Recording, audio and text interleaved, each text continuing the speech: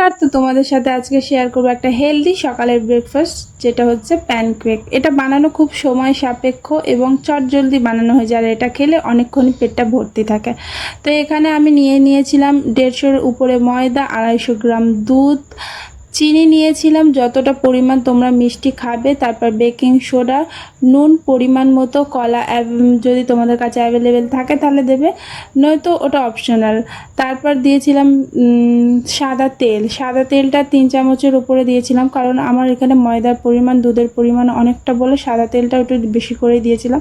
তো এগুলো সমস্ত কিছু একে একে দিয়ে ভালো করে ফাটিয়ে নিতে হবে।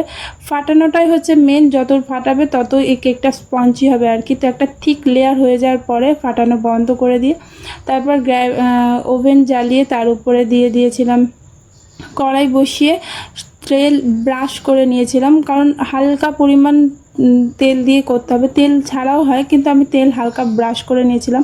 আর আমি তাড়াতাড়ি করার জন্য একদিকে তাওয়া একদিকে কড়াইতে বসিয়ে দিয়েছিলাম। তো এটা গোল কোনো বস্তু দিয়ে বা ডাবু দিয়ে তুলে এটা গোল গোল হয়, কিন্তু কেন আমার হচ্ছিল না তো ভগবান জানে। তো দেখতে পেলে আমার অনেকটাই প্যানকেক এখানে অলরেডি হয়ে গেছে। তো এটা মধু দিয়ে খেতে ভালো লাগে, কিন্তু আমার কাছে মধু অ্যাভেলেবেল ছিল না বলে আমি চকলেট দিয়ে খাবো বলে খানিকটা গরম জল বসিয়ে দিয়েছিলাম দুটো চকলেট গলিয়ে নেওয়ার জন্য। তো চলো টেস্ট করে দেখা যাক কেমন হয়েছে। খুব সুন্দর হয়েছে, তোমরা অবশ্যই বাড়িতে ব্রেকফাস্টের জন্য বানাতে পারো। তো